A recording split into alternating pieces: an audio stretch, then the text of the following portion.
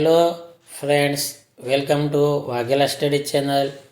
જો મિત્રો તમે મારી ચેનલમાં નવા હોવ તો સૌપ્રથમ મારી વાઘેલા સ્ટડી ચેનલને લાઈક કરો, શેર કરો અને સબસ્ક્રાઈબ કરો, જેથી કરીને મારા તમામ નોટિફિકેશન તમારા સુધી પહોંચે. આજે આપણે ધોરણ 12 આર્ટ્સના સમાજશાસ્ત્ર વિષયનું સોલ્યુશન લઈએ છીએ. તેમાં પ્રશ્નપત્ર ચોથું. અત્યાર સુધીમાં 3 પ્રશ્નપત્રના સોલ્યુશન મુકાઈ ગયા છે. તમે ન જોયા હોય તો ચેનલમાં જઈ અને જોઈ લેજો. તો પ્રશ્નપત્ર ચોથું, વિભાગ એ. વિશ્વમાં સૌથી મોટું રેલવે નેટવર્ક કયા દેશમાં છે? જવાબ ભારત. વસ્તીના બંધારણને શું કહે છે? જવાબ ડી. વસ્તીનું માળખું. લોક સંસ્કૃતિની પરંપરા કેવી છે? જવાબ બી. મૌખિક. ભારતમાં ધાર્મિક લઘુમતી વસ્તી કેટલા ટકા છે? જવાબ બી. 17.17. 5. અનુસૂચિત જાતિનું સૌથી વધુ પ્રમાણ કયા રાજ્યમાં છે? જવાબ એ. પંજાબ. છઠ્ઠો, ભારતની આદિમ જાતિની વસ્તીનું વર્ગીકરણ કોણે કર્યું હતું? જવાબ બી. ડૉક્ટર બ્રિજરાજ ચૌહાણ. 7મો, સાયકલ સહાય યોજનાનો લાભ કોને આપવામાં આવે છે? જવાબ એ. કન્યાઓને. 8મો, મહિલા સશક્તિકરણના લક્ષ્યો કોણે આપ્યા છે? જવાબ સી. ડૉક્ટર ચંદ્રિકાબેન રાવલ. 9, સંસ્કૃતિકરણ માટે શ્રીનિવાસે સૌપ્રથમ કયો શબ્દ પ્રયોજ્યો હતો? જવાબ સી. બ્રાહ્મણીકરણ. 10, પશ્ચિમની વિચારસરણીના કયા તત્વનો ભારતમાં પ્રવેશ થયો? જવાબ ડી. આપેલ તમામ. 11, ભારતમાં રંગીન ટેલિવિઝનનો પ્રારંભ ક્યારે થયો? જવાબ બી. ઈસવીસન 1982.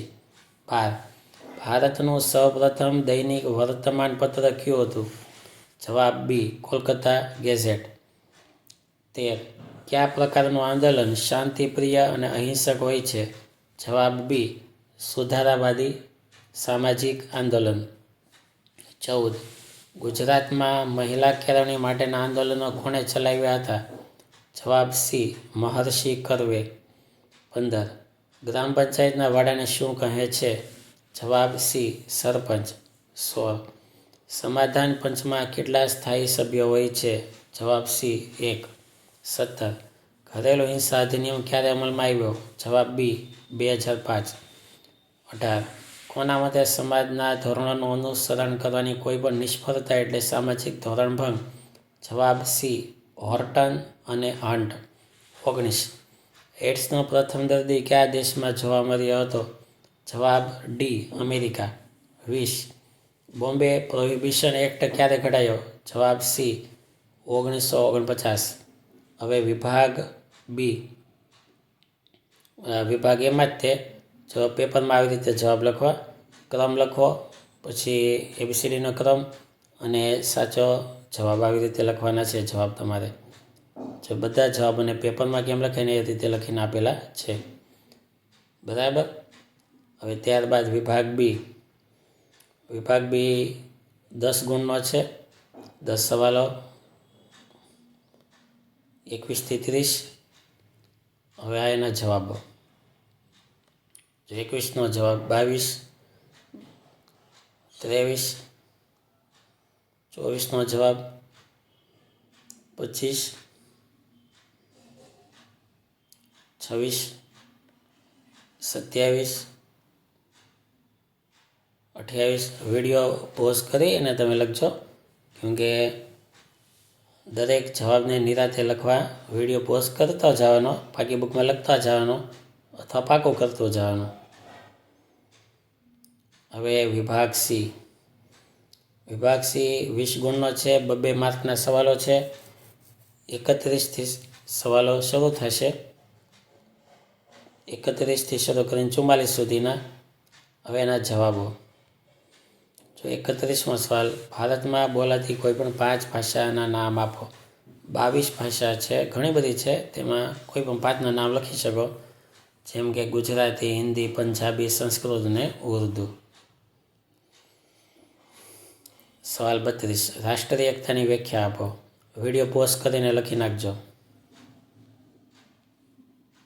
ભારતીય સંસ્કૃતિના સ્વરૂપો ક્યાં ક્યાં છે? જણાવો. સવાલ 34, આદિવાસીઓની માટીકલાની જાણકારી આપો. જો આ આદિવાસીની માટીકલાની વિશે જાણકારી.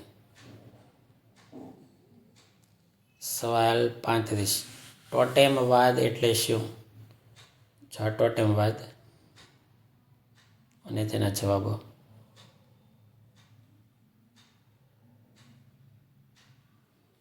સવાલ 36.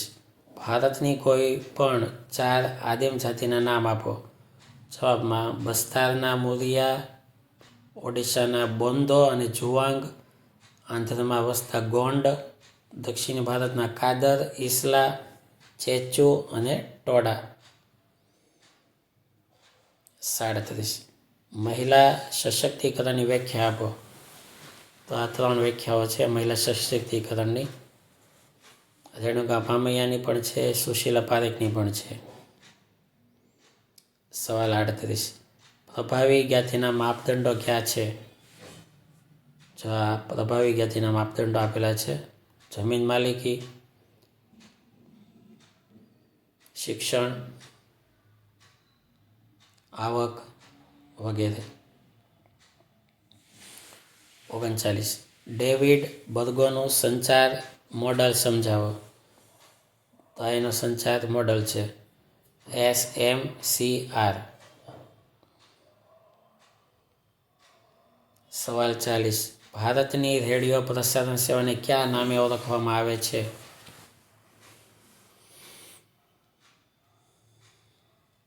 સવાલ 41. આંદોલનની સમાજ ઉપર થતી અસરો.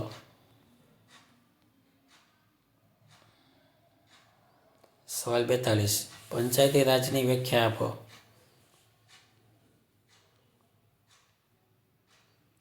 સવાલ 43. બાળ અપરાધી કોને કહેવાય? સવાલ 44. એડ્સનું પૂરું નામ જણાવો. તો એડ્સનું એ શોર્ટ ફોર્મ છે અને એ 4 વસ્તુ જોડાવાથી બનેલું છે. AIDS, ads.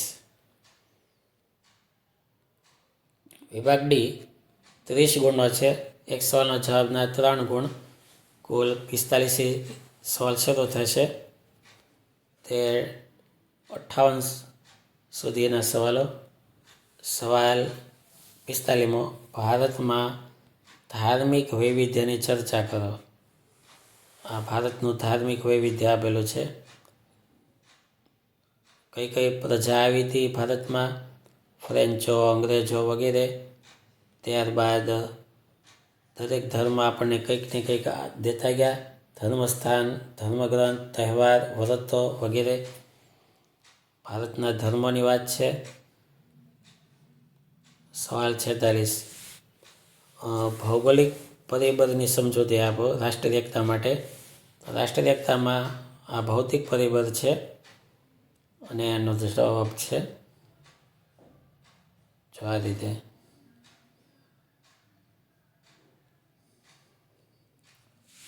સવાલ 47. આદિવાસી સમુદાયની વિસ્તૃત સમજ આપો. તો આ તમામ આદિવાસી સમુદાયની સમજૂતી છે.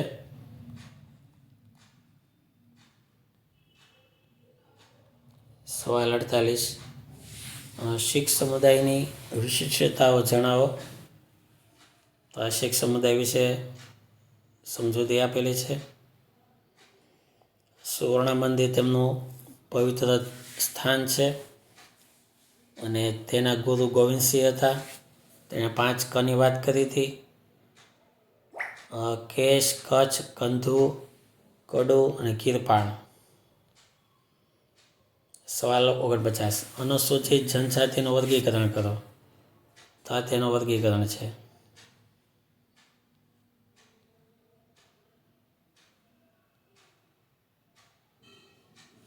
સવાલ 50. મંડલ પંચનો અમલ અને તેના પગલાં. તેના વિશે ટૂંક નોંધ.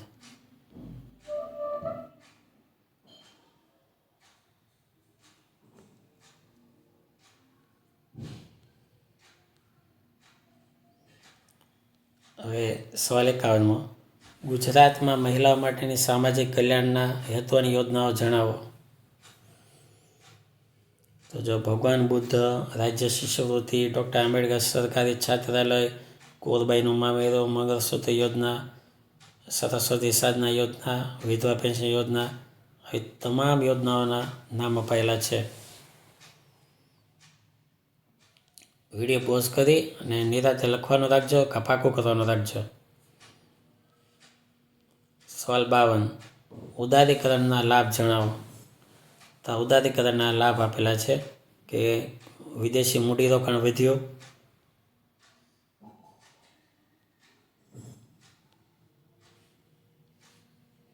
સવાલ 53. ટૂંક નોંધ લખો ટેલિવિઝન.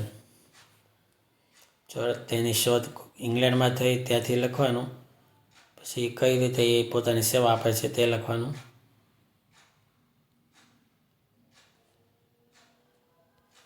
સવાલ 54. સમૂહ સંચાર માધ્યમો વિશે સમજૂતી આપો. તો આ સમૂહ સંચાર માધ્યમો અને તેમાં પરંપરાગત સમૂહ સંચાર માધ્યમની વાત છે.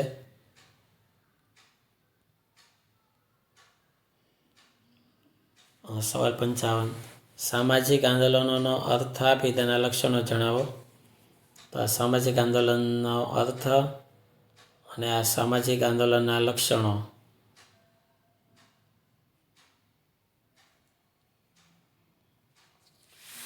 સવાલ 56. 73મો બંધારણીય સુધારો સ્પષ્ટ કરો. 73માં બંધારણીય સુધારાની વિગત આપેલી છે. સવાલ 57. યુવા અજંપાનો અર્થ સ્પષ્ટ કરી તેના કારણો સમજાવો. તો આ યુવા અજંપો, તેની વ્યાખ્યા, તેના કારણો. એના કારણો છે સામાજિક, કૌટુંબિક, મૂલ્યનો સંઘર્ષ વગેરે. સવાલ 58. અસમાન જાતિ પ્રમાણની સમસ્યાને અટકાવી શકાય છે, સમજાવો. તો જાય એનો જવાબ.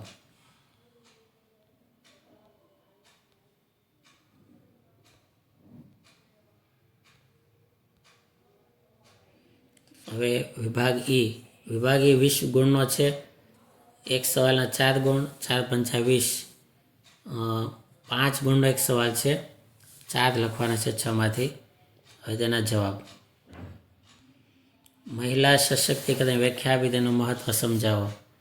જો મહિલા સશક્તિકરણ વ્યાખ્યા, એનું મહત્વ: કન્યા કેળવણી રથયાત્રા, તેજસ્વી વિદ્યાર્થીનું સન્માન, સર્વ શિક્ષા અભિયાન, શાળા લોકાર્પણ, સાયકલ વિતરણ, અનાજનું વિતરણ વગેરે.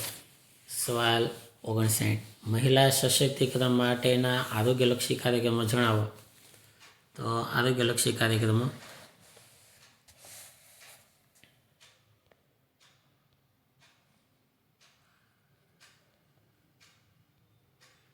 હવે સવાલ 60.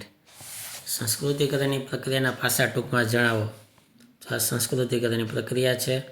શ્રીનિવાસે તેના પાસા આપેલા છે. સવાલ 61. ક્રાંતિકારી સામાજિક આંદોલનની વિશેષતા જણાવો. જો આ તેની વિશેષતા સમજૂતી છે.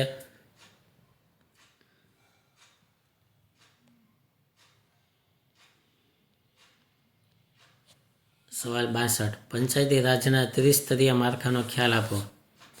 જો આ પંચાયતી રાજના માળખાનો ખ્યાલ છે. 3 સ્તર હોય: ગ્રામ સ્તર, તાલુકા સ્તર, જિલ્લા સ્તર.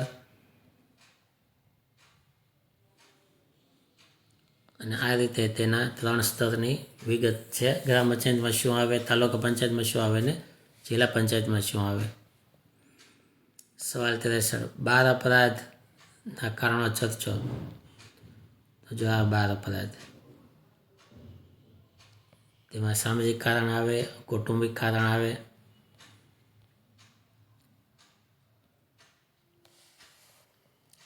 જો આ રીતે શાળા, સમવયસ્ક, સમૂહ માધ્યમો વગેરે. સવાલ 46. એડ્સના કારણોની જણાવટ કરો. તો એડ્સના કારણો આપેલા છે.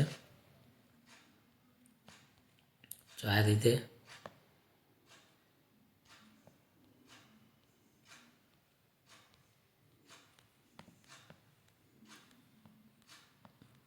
જો જો આવી રીતે બધું લખવાનું, બરાબર. તો આ રીતે અહીંયા વિભાગ એ પૂરો થાય, પ્રશ્ન પેપર ચોથું પૂરું થયું. તો મિત્રો તમે પાકી બુકમાં લખી તૈયારી કરજો. Thank you very much.